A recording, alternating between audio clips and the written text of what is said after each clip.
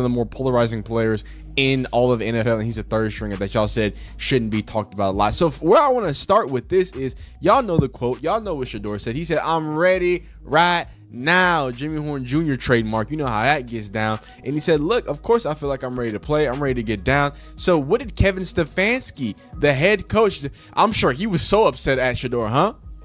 Tell him, Kevin Stefanski. And they're working very hard at it.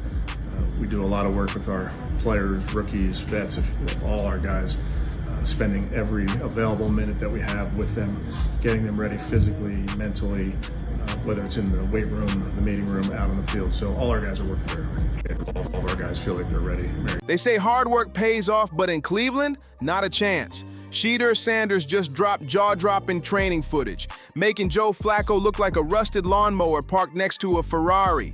The kids firing missiles, running drills so clean they look like highlights ripped straight out of a video game. But instead of unleashing him, the Browns are parking him on the bench like he's an extra prop. So what's really happening here? Master plan or just another chapter in Cleveland's comedy of errors? If you're enjoying this madness, don't forget to hit subscribe. It helps more than you know, because the Cleveland Browns, kings of self-sabotage, just pulled their most on-brand move yet. Shedeur's training tape looks like a Nike commercial. Speed, precision, power, all polished like he was built in a lab. Meanwhile, Joe Flacco's out there throwing wobblers that look like he's heaving a medicine ball straight into a hurricane. Anyone else would make the obvious choice, but this is Cleveland. And in Cleveland, obvious choices are straight up illegal. Instead of giving their shiny new star a shot, Sanders is itching to get onto the field for the Browns. The rookie quarterback currently sits third on the depth chart in Cleveland, but that has not dented his confidence at all. He says he'll be ready when the time comes. Shedeur Sanders sent a bold message to the NFL. Shedeur Sanders went on to say, hey, he's better than any quarterbacks that playing in the NFL right now. the Browns stuffed Shedeur back on the bench like he's a yard sale leftover nobody wanted. Why? This is the same team that once looked at Johnny Manziel and said, yep, that's the future. The same team that treats the quarterback position like a reality show, except the prize isn't glory. It's heartbreak, disappointment, and fans left shaking their heads every single season. So, of course, when Cleveland finally has a player blowing up with hype and shaking the league awake, what do? They shrug and say, nah, we're good.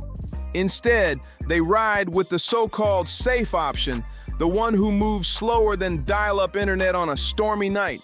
And let's be real, Shedeur's training footage isn't just solid. It's the type of footage that makes you scream, why isn't this man starting right now? That the NFL quarterback landscape of each team. And he just came out and said, hey, I think I can play that quarterback position better than some of these other quarterbacks that's out there playing now. He didn't mention no names. He didn't say nothing about Joe Flacco. He didn't say nothing about Cam Ward. He just said, when he looked out there in the NFL and the things that are going on with their team, with that quarterback position, he believed he can play. We're talking laser beams slicing through the air, footwork cleaner than a viral TikTok dance, and passes that look like they're leaving smoke trails in the sky. Meanwhile, Joe Flacco's looking like he's out here tossing soggy laundry bags into a dryer. The contrast is brutal, like LeBron James dunking on primetime TV versus your uncle airballing layups at the YMCA on a Tuesday night. And yet, somehow, the Browns act like this is a tough call. Cleveland has a golden ticket sitting right in front of them. Energy, excitement, hope, a whole new identity for the offense. But instead, they trot out Joe Flacco like some rerun no one even asked for. Imagine buying the newest iPhone still sealed in the box and refusing to touch it because you're too attached to your beat-up flip phone. That's Cleveland's quarterback logic in one sentence. I said, I think, quote, watch him mess around and put Kenny Pickett as QB2. Well, son of a I don't know what to tell you guys, but they have put Kenny Pickett as QB2 right there. He hadn't played a snap this preseason at all during a game. Dylan Gabriel is QB3. Shedeur Sanders is QB4. Tyler Huntley, QB5 and Deshaun Watson is somewhere hanging out outside a massage parlor right now. QB6 waiting to pop up like Jason Voorhees at the end of October to completely massacre your season. And don't even get me started on the excuses. They're endless. He's still learning the playbook. He needs time to adjust. He's not ready yet. Translation? They'd rather stall, overthink, and wait for the season to collapse than admit the obvious, that the kid who looks electric actually is electric. This is the NFL version of holding a winning lottery ticket but choosing to keep scratching expired coupons instead. Nobody clings to stubbornness like the Browns front office. Nobody. But don't forget, this isn't new. Cleveland feeds off quarterback chaos like it's comfort food. While the rest of the league is out here playing chess, they're flipping tables, playing Jenga upside down, and wondering why the tower keeps collapsing. And you just know, if you're Joe Flacco, this circus is comedy gold. Imagine getting outshined by a rookie in practice clips watched by millions, yet still being handed the starting job. Trying to tell you, even Joe Flacco, yeah, he might not have called Joe Flacco. Joe Flacco is the worst quarterback in the NFL right now. On the field, he a good person, but for his quarterbacking on the field, he have performed the worst of them all. And Kevin Stefanski doesn't know it. I don't know why they still got Joe Flacco in there. They need to go ahead and start Dylan Gabriel, get him going on, and let's see what he can do. That's like winning Employee of the Month for showing up late every single day. Flacco's probably strolling into the locker room with that smug grin like, still got it, while Shedeur is sitting there staring at the wall, questioning if he accidentally signed up for a reality show called Benched and Confused. Cleveland fans are losing their minds. Social media is a war zone. Caps lock rants, hashtags, and endless comments asking why the front office is allergic to basic common sense. One viral clip of Shedeur zipping a 40-yard dart has people spinning conspiracy theories that maybe, just maybe, the Browns are sabotaging themselves on purpose, just to keep their legacy of misery alive. And here's the crazy part. This didn't have to happen. All Cleveland had to do was give Shedeur a shot. Let him ride the hype, let the fans feel the momentum, and at least test. He stays in charge, it's going to be over his dead body that Shedeur is going to play a snap this year. As I've always said about Dylan Gabriel, I think he's a little better than Tua. Built stocky like Tua, nice arm, accurate, but he ain't Shedeur. Shedeur is very special to me. If Shedeur were starting right now for the Cleveland Browns, I think they'd be the talk of the league because they did just beat the Packers, because they have the #1 defense in the National Football League. If you gave Shedeur Judkins in that defense, I guarantee you he would be lighting it up because he was born and raised to be a starting quarterback in the National. If those practice highlights actually translate into wins on Sunday, that's it. Simple solution, right? Not in Cleveland, because Cleveland doesn't do simple. They do drama. They'll turn the easiest decision into a Shakespearean tragedy until fans need therapy just to process what they saw on the field. Other franchises cash in by selling jerseys, but the Browns, they sell disappointment, and business is booming. This team looks brilliance in the face and says, maybe later. Dysfunction isn't just a problem in Cleveland, it's a family heirloom passed down year after year like a cursed necklace no one dares throw away. And you know what makes this circus even wilder? The rest of the league is watching like it's primetime comedy. Browns done went and did this. They have announced their unofficial depth chart, and this is per the ClevelandBrowns.com website, for their third preseason game versus the Rams, and to tell you that the Browns fandom, more specifically the Shedeur Sanders fandom, is crashing out on a new level. And I got to tell you, right now, this QB2 situation. Picture rival coaches scrolling through Shedeur's training clips, perfect mechanics, pinpoint lasers, and then realizing Cleveland still refuses to unleash him. You'd be laughing so hard you might forget to even game plan. Why waste time burning film on Flacco when you already know what's coming? That's like showing up to a Formula One race riding a rusty tricycle. You'll make noise, sure, but nobody's taking you seriously.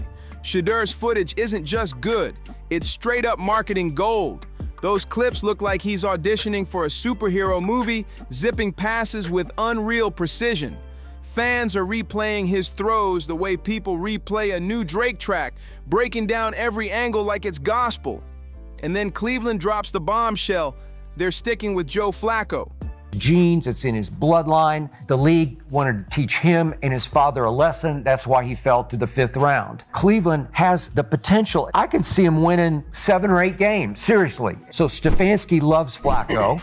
Stefanski obviously loves Dillon Gabriel. Stefanski loves Bailey Zappi, who he brought back and is on the practice squad, but I think he's really number 3 on the depth chart. So how's Shedeur going to get a shot unless the owner steps in and just says, stop it? If they're really struggling, where they're like 2-12 or something. But if Stefanski stays in charge, it's going to be over his dead body that Shedeur is going to play a real snap. You could almost hear the collective gasp across the NFL.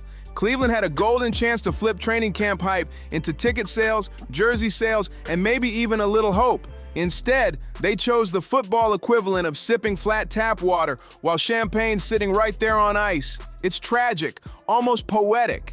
Every team has an identity. The Patriots had their dynasty. The Chiefs have fireworks on offense. And the Browns, their brand is tripping over greatness and calling it strategy. The Browns' identity? Rejecting progress like it's an unwanted software update.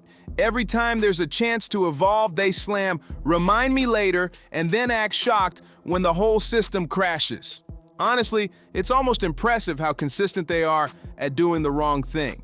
If the NFL gave out trophies for a commitment to chaos, Cleveland would have more rings than Tom Brady. And don't think the locker room isn't feeling this. Players aren't blind. They're on that field every day watching Shedeur launch rockets in practice, then turning around and seeing Joe Flacco jog out like it's 2012 all over again. You laugh so you don't cry. That's the Browns' experience in one sentence. Damn, bruh.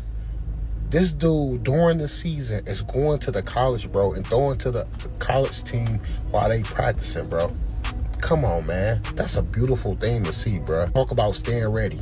I wonder what Lil Dylan bum ass doing. Lil doodle ass garbage. I wonder what he doing. I love my quarterback, man. I swear, bro. I love my quarterback, bro. Bro. Y'all know how much I post about Shedeur, bro. I love 12, bro. I love 12, bro. And I can't wait, y'all. Damn, he's special, bro. He's special as fuck. Meanwhile, Shedeur must feel like he's living in some alternate universe. He shows up, puts in the work, dominates the viral highlight reels, has fans going crazy online, and still gets stapled to the bench. That's like being valedictorian and then getting told, "Sorry, you can't graduate. We still like the kid who barely scraped by in algebra." At this point, Shedeur is probably wondering if he should start underthrowing passes in practice just to get noticed. Because in Cleveland, greatness isn't the formula. The formula is nostalgia, comfort, and decisions that feel like they were made with a blindfold and a dartboard. Nobody knows what's going on, but chaos seems to be the only playbook this franchise trusts. Let's circle back to Joe Flacco, because somehow this man has turned into the star of Cleveland's latest sitcom. And honestly, it's not even his fault.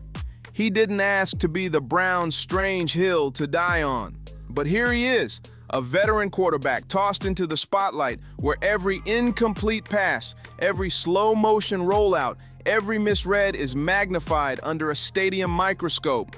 Why? Because everyone knows exactly who's waiting in the wings. Flacco could walk away with a win and fans would still boo, not because they despise him, but because they know there's a younger, faster, hungrier weapon collecting dust on the sideline. It's a no-win situation, dressed up as leadership, and that's what makes the Browns so painfully entertaining. Other franchises slip up here and there, but Cleveland, it's like they're addicted to dysfunction, like they can't even sleep unless they've made at least one decision that spits in the face of common sense. Chaos in cleats, that's their comfort zone. And don't think Cleveland fans are staying quiet either. These are some of the most loyal yet tortured fans in the league. They'll show up in freezing weather, rocking orange face paint, waving signs, chanting for Shedeur's freedom like it's a full-blown political movement. And the Browns front office, they'll see it, nod like they're listening, and then double down on Joe Flacco anyway. It's the Browns' never-ending loop of heartbreak, fans trapped like extras in the longest-running tragic comedy sports has ever seen. And when Cleveland inevitably loses, and let's be real, with this setup they probably will, the storyline writes itself in bold headlines and broken dreams. The headlines are going to scream about wasted potential. Analysts will be rolling clips of Shedeur's training brilliance on repeat, while the internet cooks up memes so savage they'll live forever. Shedeur won't just be a player anymore, he'll be turned into a legend, the NFL's version of a mythical creature, the quarterback who could have saved Cleveland but was locked away by his own team. Shedeur Sanders, I really wish he didn't give Cleveland media as much content as he gave, but it seems like every single time he opens his mouth, these Browns, whether it's the Mary Kay Cabbage, whether it's the disrespectful Tony Grossolini, it does not matter. They're going to find a way to get greasy and get greasy and find a way to have Shedeur Sanders in his mouth. And here's something I want to point out, right? I'm going to point out a few things in this video because I really am tired of Tony Grossi. At first, I thought he was just an old school type guy. Hey, maybe he's rough on, but no. At this point, you're purposely trying to bury Shedeur, who's already being buried and has been buried. Eventually, fans won't even rage about it. They'll just start cracking jokes because what else can you do when your franchise insists on choosing the punchline over the plot twist? And here's the real kicker. Cleveland will probably try to spin this mess into some galaxy brain master plan. We're protecting Shedeur. He's not ready yet. Please. This man's highlight reel looks like it was handpicked by the football gods themselves, and the Browns are treating him like he's a porcelain teacup about to crack. Protect him from what exactly? Success? Excitement? Ticket sales? That's like hiding your Lamborghini in the garage because you're too proud of your beat-up 1999 minivan to stop driving it to big events. And of course, the fan theories start bubbling up. Maybe the coaches don't want to mess up Flacco's rhythm. Rhythm? The man moves like a metronome set on turtle speed. Or maybe they're waiting for the perfect moment. When's that? 2030? By then, Shedeur will have grandkids running routes at family cookouts while the Browns are still out here saying he just needs a little more development. Meanwhile, every other team in the league would kill to have this level of hype sitting on their roster. And while Cleveland keeps fumbling the obvious, the rest of the NFL is licking its chops. Rival teams are praying the Browns stay stubborn, because as long as Shedeur's stuck on the bench, their jobs get easier. Imagine being a defensive coordinator, watching tape of Flacco's slow-motion rollouts, then glancing at Shedeur's viral rockets online. You'd be begging Cleveland not to make the switch. It's like Christmas morning for the opposition every single week. Meanwhile, fans are left feeling cursed. They can see the future quarterback of the franchise standing right there, helmet in hand, but the front office acts like he's invisible. That disconnect is ripping through the city. Bars, living rooms, even workplace break rooms are echoing the same question. What are the Browns even doing? In the draft, he's the toughest college quarterback I have ever witnessed. Over and over, watched every snap he took. For 2 years at Colorado,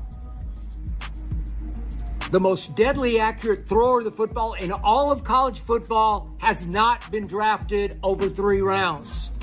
The clutchest quarterback I saw in all of college football, again and again and again, has not been drafted for 3 effing rounds of the draft.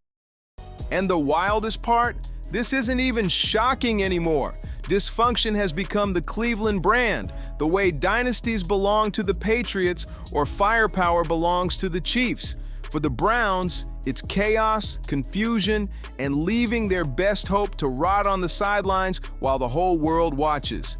Shedeur isn't just a quarterback at this point. He's a symbol of everything Cleveland refuses to embrace. And until they face that, they'll keep selling heartbreak in orange and brown like it's part of the season ticket package. The absurdity writes itself. Picture this. Practice sessions where Stefanski can't even correct a missed throw without worrying about getting fined. Imagine him handing Shedeur a juice box after every interception just to keep Roger Goodell from having another meltdown. At this rate, NFL sidelines are going to look less like battlegrounds and more like daycare centers. That's what you asked for. You know, that's what you asked for within the game. If I could go back and do anything I mean, it's always everything in life if you had that chance, but we don't have the luxury to travel back in time. As a kid, I want to go back and do things differently. So overall, of course, you know, you wish you can, but in the battle of the moment, in the heat of the battle, you know, you want to be that alpha, you want to be that dog, you want to be out there in that final 2-minute drive. So, you know, of course, small things, of course, frustrate, but that's what happens, you know, when you want a player to be able to. Quarterbacks wrapped in bubble wrap, coaches reading bedtime stories out of the playbook. And here's the real kicker. This isn't the end of it, not even close. Now that the league has drawn this ridiculous line in the sand, every coach in the future will have to tiptoe around Shedeur like he's some fragile relic in a museum. Shedeur doesn't just have talent anymore, he's got league-mandated immunity. Stefanski, without even meaning to, just turned him into the NFL's most valuable protected species. And the NFL, oh, they're locked in on this story now more than ever. They want a happy ending. They want the headlines. They want the drama to pay off. But here's the twist. They might just get the chaos instead, because this whole setup feels like it's one awkward play away from blowing up in Cleveland's face. Any other franchise would be plastering Shedeur's footage everywhere. Billboards, commercials, highlight reels on repeat, milking every ounce of PR while throwing him into the game just to see if the magic is real. But Cleveland? They strike gold and decide to bury it 6 feet deep. That's not strategy. It's self-sabotage with a clipboard. And here's the part that burns the most. If Shedeur ever gets traded and blows up with another team, Cleveland will act shocked, wide-eyed like they just discovered water is wet. That's exactly how this saga ends unless the Browns finally wake up. Until then, this franchise remains the NFL's longest-running comedy sketch. A team allergic to good decisions, starring Shedeur Sanders as the superstar talent they refuse to use. If you're still here, make sure to like, subscribe, and share this video, and I'll see you on the next one.